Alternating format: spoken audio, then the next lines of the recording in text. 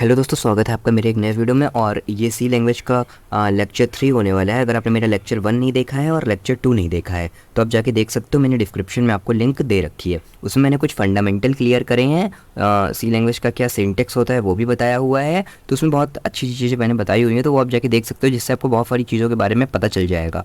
तो इस वीडियो में हम लोग बात करने वाले हैं कुछ बेसिक चीज़ों के बारे में, कुछ एडवांस चीज़ों के बारे में भी इस लैंग्वेज इसमें हम लोग बात करेंगे, क्योंकि हम लोग ने पहले फंडामेंटल क्लियर कर ही लिए हैं।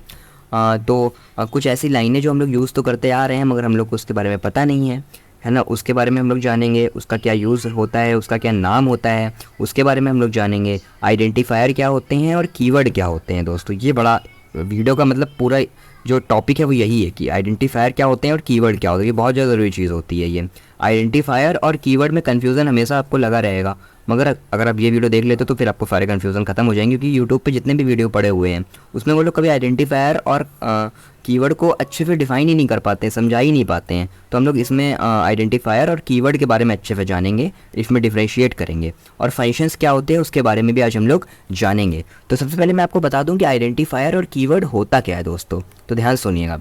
बेसिकली देखिए, होता ये है कि जो आइडेंटिफायर है, आइडेंटिफायर हम लोग अपने ओर से, अपनी तरफ से दे सकते हैं। अपनी तरफ से कोई वेरिएबल डिफाइन कर सकते हैं, कोई वर्ड ऐसा जो हम लोग लिख सकते हैं, तो वो आइडेंटिफायर मतलब आइडेंटिफायर के रूप में हम लोग दे सकते हैं। मगर कीवर्ड का क्या सिस्टम है? कीवर्ड का क्या है कि जो सी लैंग्वेज है, जो कंपाइलर है, उसने मतलब एक तरीके से कुछ कीवर्ड ऐसे हैं जो बुक कर रखे हैं, जो पेटेंट कर रखे हैं, जो सी लैंग्वेज ही यूज़ कर सकती है। जैसे कि hashtag include angular bracket stdio.h। अब ये क्या है? ये है कीवर्ड, या फिर वॉइड मेन। ये क्या है? ये है कीवर्ड, या फिर इंटीजर, या फिर फ्लोट, या फिर कैर। ये सब क्या है? ये सब है कीवर्ड। इसको आप वेरिएबल के रूप में नहीं ले सकते हो, किसी फंक्शन के रूप में नहीं ले सकते हो, किसी स्ट्रक्चर के रूप में नहीं ले सकते हो। फॉर एग्जाम्पल यहाँ पे देखिए, मैंने इंटीजर लिखा हुआ है, फिर स्पेस दिया हुआ है, फिर यहाँ मैंने ए लिखा, फिर कॉमा किया, फिर बी लिखा, फिर कॉमा किया, फिर सी किया। ठीक, मैंने यहाँ वेरिएबल लिख लिए, डिफाइन कर लिए। अब देखिए यहाँ पे इंटीजर जो है वो क्या है? वो है कीवर्ड जो सी लैंग्वेज ही यूज़ कर सकती है। लेकिन A comma B comma C, A B C क्या है? ए बी सी है यहाँ पे आइडेंटिफायर। ए बी सी जो हम लोग ने अपनी ओर से दिया, ये आइडेंटिफायर है। लेकिन यहाँ पे आप ये नहीं कर सकते हो कि आप यहाँ पे अगर कोई वैल्यू डिफाइन कर रहे हो इंटीजर, तो आप यहाँ पे ये वैल्यू डिफाइन कर दो, वॉइड। वॉइड आप यहाँ पे नहीं लिख सकते, क्योंकि वॉइड क्या है? वॉइड सी लैंग्वेज का एक कीवर्ड है जो आप कहीं यूज़ नहीं कर सकते हो। वो सी लैंग्वेज ने जिस तरीके से यूज़ करने को कहा है उसी तरीके से आप उसको यूज़ कर सकते हो। आप कोई बाहर से उस चीज़ को नहीं एंटर कर सकते हो। तो ये कीवर्ड और आइडेंटिफायर में बेसिक डिफरेंस होता है। तो आपको समझ में आ गया होगा। आई होप आपको समझ में आ ही गया होगा। नहीं समझ में आया होगा तो आप एक बार स्किप करके फिर से देख लीजिए, फिर आपको समझ में आ जाएगा। तो यहाँ पे ये चीज़ आपको एकदम समझ में आ गई होगी। अब यहाँ पे हम लोग एक प्रोग्राम रन करने वाले हैं, और उस प्रोग्राम को रन करने के साथ साथ हम लोग कुछ जो लाइनें यूज़ कर रहे थे अभी तक का, यूज़ तो कर रहे थे लेकिन बहुत सारी चीज़ों का हम लोग को मतलब नहीं पता था, उसका नाम क्या होता है वो भी नहीं पता था। तो एक प्रोग्राम हम लोग रन करेंगे, उसके साथ साथ हम लोग बहुत सारी चीज़ों के बारे में जानेंगे। मैं आपको हर एक लाइन के बारे में बताता चला जाऊँगा। फंक्शन क्या होते हैं, या फिर इफ़ और एल्फ कंडीशन कैसे यूज़ करें, इफ़ और एल्फ कंडीशन का क्या यूज़ होता है, ये कैसे काम करता है, लॉजिकल ऑपरेटर क्या होते हैं, उसके बारे में हम लोग आज जानेंगे। तो बेसिकली हम लोग एक प्रोग्राम रन करने वाले हैं, और उस प्रोग्राम जो रन करेंगे वो इफ़ और एल्फ कंडीशन के साथ रन करेंगे, और उसमें लॉजिकल ऑपरेटर का भी यूज़ करेंगे, जिससे आपको लॉजिकल ऑपरेटर भी पूरे क्रिस्टल क्लियर हो जाएंगे, और इफ़ और एल्फ कंडीशन भी पूरी क्रिस्टल क्लियर हो जाएगी। दोस्तों चलिए शुरू करते हैं। तो दोस्तों, जो प्रोग्राम हम लोग कब होने वाला है वो कुछ इस तरीके का होने वाला है कि कोई 3 नंबर अगर यूज़र एंटर करेगा, तो उन 3 नंबर में कौन सा नंबर बड़ा है वो हम लोग को यहाँ पे कैलकुलेट करना है। तो वो इस प्रोग्राम के रूप में ही कैलकुलेट होगा।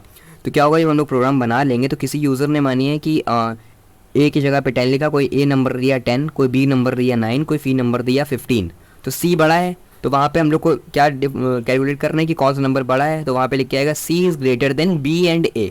जो सी है वो बी और ए दोनों से बड़ा है। तो कुछ इस प्रकार का प्रोग्राम बनने वाला है। चलिए शुरू करते हैं। देखिए यहाँ पे सबसे पहले हम लोग यहाँ पे एक डिफाइन कर ले वेरिएबल इंटीजर। जो यहाँ पे होगा इंटीजर वैल्यू होगी A comma B and comma C. 3 value होंगी जो यूज़र देगा, 3 वैल्यू। यहाँ पे सेमी कॉलन हम लोग लगा देंगे, सेमी कॉलन जरूर लगाइए, सेमी कॉलन बहुत ज़्यादा ज़रूरी होता है। फिर यहाँ पे हम लोग एंटर कर देंगे प्रिंट एफ का दोस्तों यूज़ होगा यहाँ पे पैरेंथेसिस ब्रैकेट, फिर यहाँ पे डबल इन्वर्टेड कॉमा। दोस्तों यहाँ पे देखिए प्रिंट एफ का यूज़ हुआ है। तो प्रिंट एफ दोस्तों क्या है, अभी तक आपको नहीं पता था ना। प्रिंट एफ फंक्शन है, और फंक्शन को एक ट्रिक है, अगर किसी भी वर्ड के आगे प्रिंट एफ के आगे अगर पैरेंथेसिस लगा हुआ है, कहीं पे भी पैरेंथेसिस लगा हुआ है, तो वो फंक्शन है। जैसे कि ऊपर आप देख रहे हो कि वॉइड मेन के आगे क्या लगा हुआ है, वॉइड मेन के आगे पैरेंथेसिस ब्रैकेट लगा हुआ है, तो वो एक फंक्शन है। तो प्रिंट एफ एक फंक्शन है, लेकिन प्रिंट एफ एक कीवर्ड भी है। क्यों है? क्योंकि प्रिंट एफ सी लैंग्वेज का एक वर्ड है, एक कीवर्ड है जो सी लैंग्वेज ही यूज़ कर सकती है। तो ये देखिए प्रिंट एफ कीवर्ड भी है और प्रिंट एफ फंक्शन भी है दोस्तों। तो प्रिंट एफ का यहाँ पे हो गया। अब यहाँ पे हम लोग एंटर करेंगे इंटर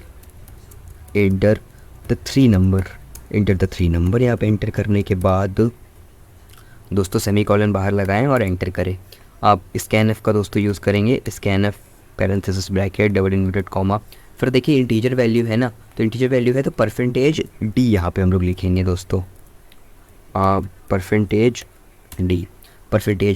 अब देखिए percentage D, percentage F, percentage C, ये सब को हम लोग बोलते हैं फॉर्मेट स्पेसिफायर। मैं एक बार फिर से रिपीट कर रहा हूँ, फॉर्मेट स्पेसिफायर। अगर आपसे कोई पूछे कि परसेंटेज डी क्या होते हैं, परसेंटेज सी क्या होता है, परसेंटेज एफ क्या होता है, तो आप बोलोगे this is the format specifier. ये फॉर्मेट स्पेसिफायर होते हैं। अब यहाँ पे कॉमा देने के बाद यहाँ पे देखिए, यहाँ पे 3 परसेंटेज हम लोग डी का यूज़ करने वाले हैं, क्योंकि 3 वैल्यू डिफाइन करनी है ना हम लोगों को, 3 वैल्यू यूज़र देगा। तो परसेंटेज डी, कोई भी स्पेस आपको नहीं देना है यहाँ पे, परसेंटेज डी। फिर उसके बाद कॉमा लगाने के बाद यहाँ पे हम लोग लिखेंगे एम्परसैंड ए, कॉमा लगाने के बाद एम्परसैंड बी, फिर कॉमा लगाने के बाद एम्परसैंड सी। यहाँ पे 3 वैल्यू है, तो एम्परसैंड ए, एम्परसैंड बी, एम्परसैंड सी। इतना समझ में आप लोग को आ ही गया होगा। उसके बाद यहाँ बाहर हम लोग सेमीकोलन लगा देंगे, सेमीकोलन के बाद एंटर कर देंगे। अब यहाँ से असली कहानी स्टार्ट होती है। यहाँ पे हम लोग इफ़ का यूज़ करने वाले हैं। अब इफ़ का यूज़ करने वाले हैं, पैरेंथेसिस ब्रैकेट लगा देंगे। अब दोस्तों अगर ए वैल्यू बड़ी है तो ए बी से भी बड़ी होनी चाहिए और सी से भी बड़ी होनी चाहिए, है ना। तो ए ठीक ग्रेटर देन बी।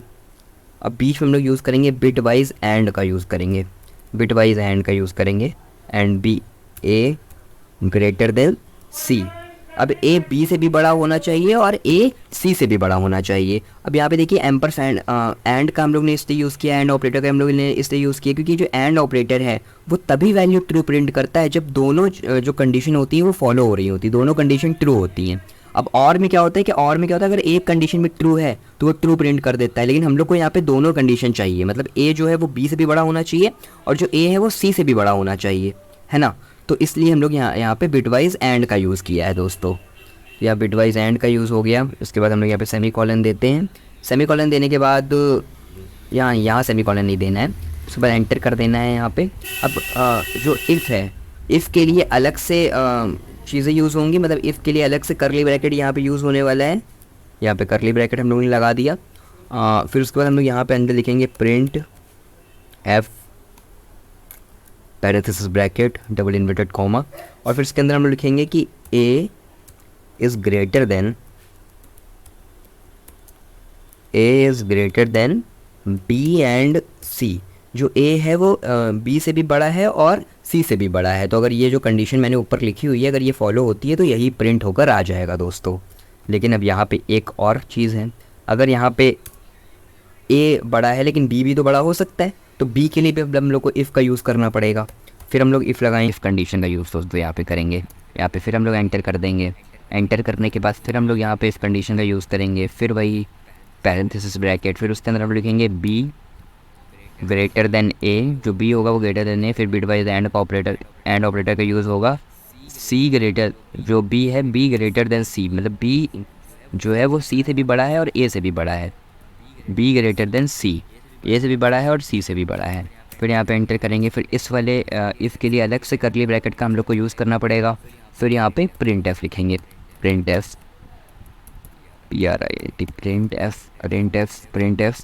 ये देखिए यहाँ पे ये क्या है, ये फंक्शन है क्योंकि पैरेंथेसिस लग गया, लेकिन प्रिंट एफ एक तरीके से कीवर्ड भी है। प्रिंट एफ, फिर इसके आगे लिखेंगे डबल इन्वर्टेड कॉमा लगा देंगे। फिर यहाँ पे लिखेंगे B is greater than B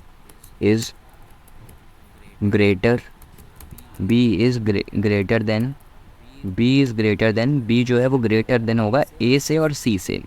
B is greater than A and C. अब देखिए यहाँ पे आप लोग को सीधे से समझ में आ रहा होगा कि बी जो है वो ए से भी बड़ा है और सी से भी बड़ा है, और ऊपर वाली कंडीशन फॉलो हो। और जो हम लोग ने यहाँ पे लॉजिकल ऑपरेटर मतलब एंड ऑपरेटर का यूज़ किया है वो इसलिए किया है क्योंकि ये दोनों कंडीशन जब फॉलो होगी तभी ट्रू प्रिंट होगा। अगर इसमें से एक भी कंडीशन अनफॉलो होती है तो ट्रू नहीं प्रिंट होगा। तो यहाँ पे फिर उसके बाद सेमी कॉलन, फिर यहाँ पे हम लोग एंटर करने के बाद फिर इससे बाहर निकलेंगे, इस वाले लूप से बाहर निकलेंगे। फिर यहाँ पे इफ कंडीशन लगाएंगे सी के लिए। ऐसा भी तो हो सकता है कि ए भी ना बड़ा हो, बी भी ना बड़ा हो, सी बड़ा हो, तो यहाँ पे फिर इफ कंडीशन लगा देंगे। फिर यहाँ पे पैरेंथेसिस ब्रैकेट, फिर इसके अंदर हम लोग लिखेंगे इसके अंदर हम लिखेंगे सी ग्रेटर देन ए। सी जो है वो ए से भी बड़ा है, और एंड ऑपरेटर का यूज़ करेंगे। सी जो है वो बी से भी बड़ा है, C is greater than B, C B से भी बड़ा है। फिर उसके बाद यहाँ पे हम लोग फिर इसके लिए भी कर्ली ब्रैकेट का यूज़ करना पड़ेगा। हर एक इफ़ के लिए और हर एक एल्स के लिए, हर एक वाइल के लिए, हर एक डू के लिए, कोई भी चीज़ अगर ऑपरेटर यूज़ हो रहा है तो उसके लिए अलग से ब्रैकेट यूज़ करना बहुत ज़्यादा ज़रूरी हो जाता है। यहाँ प्रिंट एफ का यूज़ करेंगे, प्रिंट एफ, फिर उसके अंदर हम लिखेंगे पैरेंथेसिस ब्रैकेट, फिर डबल इन्वर्टेड कॉमा। अब यहाँ पे दोस्तों आपको पता ही होगा प्रिंट एफ क्या है। प्रिंट एफ एक फंक्शन है क्योंकि पैरेंथेसिस लगाया उसके आगे। प्रिंट एफ एक कीवर्ड भी है जो सी लैंग्वेज का अपना कीवर्ड है। इसको आप किसी तरीके से डिफाइन नहीं कर सकते हो क्योंकि ये एक तरीके से सी लैंग्वेज में बुक कर रखे हैं ये सब चीज़ें एकदम कीवर्ड है, आइडेंटिफायर आप इसको मत बोलिएगा। लेकिन इसके अंदर जो हम लोग लिख रहे हैं वो भी आइडेंटिफायर नहीं है, आइडेंटिफायर तो ऊपर है इंटीजर की। देखिए यहाँ पे मैंने आपको एग्जांपल दिया था ना, इंटीजर क्या है, कीवर्ड है, ABC क्या है, आइडेंटिफायर है जो आप लोग डिफाइन कर रहे हो। प्रिंट एफ, उसके बाद हम लोग यहाँ पे लिखेंगे C is greater than C is greater than B and A. तो सी है वो ए से भी बड़ा है और बी से भी बड़ा है। यहाँ पे भी सेमी कॉलर लगा देंगे। अब इसको रन कराएंगे। देखिए दोस्तों यहाँ पे प्रोग्राम पूरा बन के तैयार हो चुका है, लेकिन यहाँ पे नीचे एक और कर्ली ब्रैकेट की यूज़ करना पड़ेगा। जो कर्ली ब्रैकेट इसके लिए है, जो पूरे प्रोग्राम के लिए एक कर्ली ब्रैकेट है। ये वाले कर्ली ब्रैकेट जो हम लोग यूज़ कर रहे हैं ये सिर्फ इफ़ के लिए है, और ये वाला जो नीचे वाला कर्ली ब्रैकेट है ये पूरे प्रोग्राम के लिए है जो यहाँ से स्टार्ट हुआ था। यहाँ पे सब कुछ सही चलता हुआ नज़र आ रहा है। अब यहाँ पे एग्जीक्यूट कराते हैं। तो ये देखिए दोस्तों यहाँ पे एग्जीक्यूट हो चुका है। मैं यहाँ पे कोई भी नंबर 3 नंबर दूंगा, 6, 5 एंड 4। अब मैंने एंटर करा दिया। ये देखिए दोस्तों A is greater then B and C। देखिए यहाँ पे लिख कर आ गया। मैंने A क्या दिया था, 6 दिया था, B क्या दिया था, 5 दिया था, और C क्या दिया था, 4 दिया था। तो 6 बड़ा है। तो देखिए यहाँ पे लिख कर आ गया A is greater then B and C। जो A है वो B से भी बड़ा है और C से भी बड़ा है। अब यहाँ पे आपको कोई कन्फ्यूज़न ना हो इसलिए मैं एक बार आपको फिर से एग्जीक्यूट करके दिखा देता हूँ। यहाँ पे देखिए मैंने 4 लिया, एंटर किया, यहाँ पे 10 एंटर किया, 4। अब देखिए B मैंने बड़ा रखा हुआ है, यहाँ पे मैंने एंटर करता हूँ। यहाँ देखिए लिख के आगे B is greater then A and C। B क्या था, 10 था, A क्या था, 4 था, C क्या था, 4 था। तो देखिए A भी छोटा है B से और C भी छोटा है B से, तो क्या है, B is greater then A and C। तो देखिए दोस्तों ये प्रोग्राम रन हो गया है और यहाँ पे मैंने आपको 3 चीज़ें समझाई। पहला क्या, इफ़ और एल्स कंडीशन के बारे में आपको पता चल गया। इफ़ और एल्स कंडीशन कैसे यूज़ करते हैं। एल्स कंडीशन का मतलब देखिए इफ़ ये वाले फॉलो हो रही हैं, लेकिन अगर ये चीज़ें बिल्कुल भी ना फॉलो हो, मतलब तीनों डिजिट अगर 0 0 0 हैं तो कोई है ही नहीं फिर ग्रेटर देन। तो यहाँ पे हम लोग नीचे एल्स कंडीशन भी एक लगा सकते हैं, मतलब कि जैसे एंटर करके फिर यहाँ पे एल्स कंडीशन का हम लोग यूज़ कर सकते हैं। ये वाला यहाँ पे देखिए जो है इसके आगे फिर यहाँ पे एंटर करने के बाद यहाँ पे हम लोग एल्स कंडीशन का भी यूज़ कर सकते हैं। एल्स कंडीशन यहाँ पे लगाएंगे, उसके बाद यहाँ पे एंटर करेंगे, फिर यहाँ पे प्रिंट एफ है ना। तो फिर उसके बाद फिर उसके बाद यहाँ पे पैरेंथेसिस ब्रैकेट, फिर उसके बाद डबल इन्वर्टेड कॉमा, फिर के अंदर हम लिखेंगे फिर के अंदर हम लिख सकते हैं कि this is not a invalid choice, लिख सकते हैं इनवैलिड चॉइस। देखिए इनवैलिड चॉइस मतलब अगर कुछ भी कंडीशन ऊपर वाली नहीं फॉलो होती है तो यहाँ पे इनवैलिड चॉइस लिख कर आ जाएगा। फॉर एग्जांपल जैसे कि कोई भी एप्लीकेशन आप यूज़ करते हो तो वहाँ पे अगर आप कोई भी चीज़ एंटर करते हो और वो एकदम सही साइड नहीं होती है, कुछ गलत आप एंटर कर देते हो, जैसे आपसे नंबर मांगा तो आपने अल्फ़ाबेटिक कुछ एंटर कर दिया तो वहाँ पे इनवैलिड चॉइस लिख कर आ जाता है। तो इस तरीके से वो लोग भी इस तरीके के प्रोग्राम बनाते हैं, उन्होंने कभी यही पूरा होता है प्रोफी